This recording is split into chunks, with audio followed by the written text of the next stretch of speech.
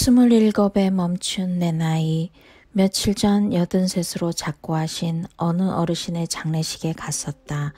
세상에 환하게 웃는 영정사진이 그렇게 예뻤다. 한동안 사진을 보고 있는 나에게 그분의 따님이 말했다. 어머님께서 늙고 쭈그러진 영정사진은 싫으시다고 글쎄 젊었을 때 사진으로 마련하라 하셔서요. 영정사진 속에 웃는 모습은 30대 후반쯤 되었을까. 참으로 고혹적인 젊은 엄마의 모습이었다. 자신의 가장 아름다운 모습으로 기억되고 싶다 하셨는데 그 말이 일리가 있다. 바람처럼 스쳐 지나는 한평생, 기력이 쇠한 모습이나 나이 든 모습을 영정사진으로 할 필요가 있을까. 육신의 옷을 벗어놓고 가는 길, 돌아볼 때 가장 찬란하고 아름다운 웃음으로 마지막 인사를 받는 것도 기분 좋은 일일 것이다. 얼마 전 근 30여 년 만에 여고 동창을 만났는데 다들 그런다. 넌 어쩜 그리도 안 변했니? 그대로구나. 하나도 안 변했어. 정말이야. 정말 30년이라는 세월의 흔적이 없을 정도로 변함없이 살고 있는가? 천만에 만만해. 우리의 겉모습을 본다면 세상에 그런 거짓말이 어디 있을까 싶다. 동창회에 가면 다 모두 비슷비슷한 인사를 나눈다. 그래서 결론은 어린 날의 친구들 사이에서는 겉모습이 문제가 안 된다는 점, 어쩌면 속 사람은 그대로이기에 하나도 안 변했다며 반가워한다는 사실이다. 속 사람은 겉 사람처럼 나이 먹은 흔적이 없다. 그냥 그 나이에선가 꽃으로 머물러 있을지도 모른다. 당신의 마음속 나이는 몇 살인가요? 하고 누군가 묻는다면 나는 27살이라고 답하겠다. 27. 10대 후반부터 고단했던 만큼 나는 지친 사람 속을 잘 알아보고 가끔 세상이 장기판에 줄전기만 해보여 시건방도 떨어졌다. 27살이었던 1978년 늦가기 졸업하고 거칠은 들판에 푸르른 솔잎처럼을 발매하면서는 아무런 계획도 없었다.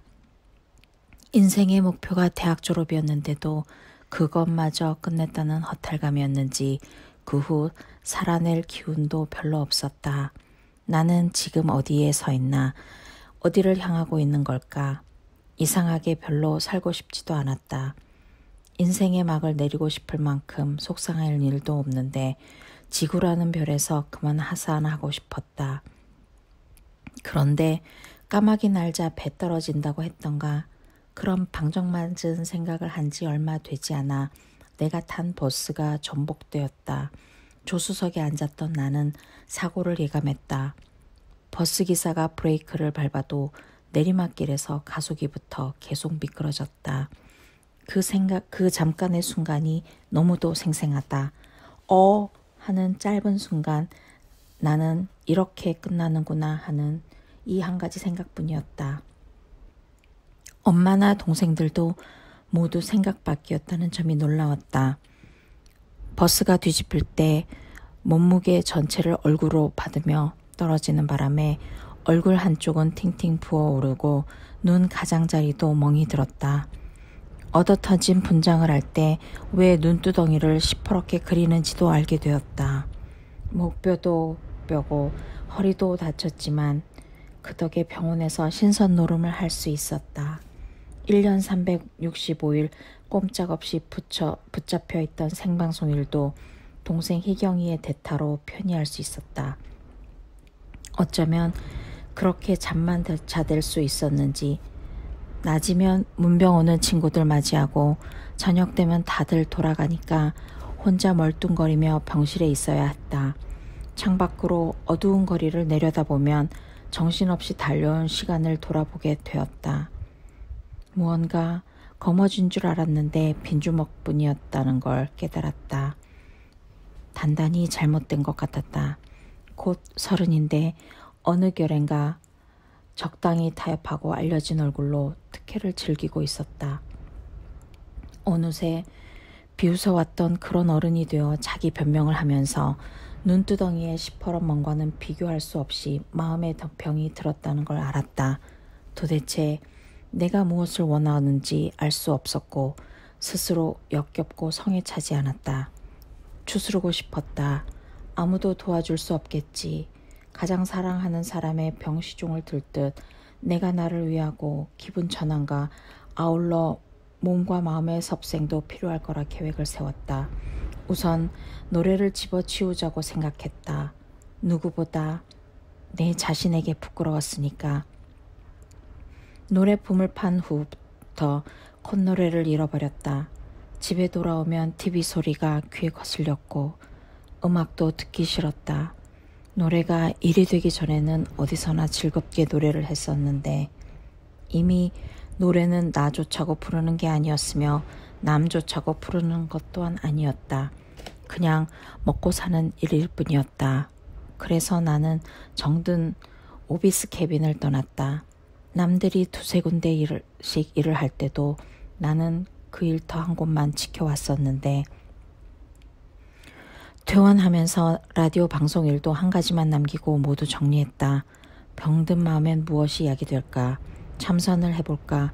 때마침 친구 어머님의 권유로 참선 공부를 시작하게 되었다. 마음을 비우고 철저하게 자기 반성하는 일. 사람이 소원을 세우면 3일 기도를 드린단다.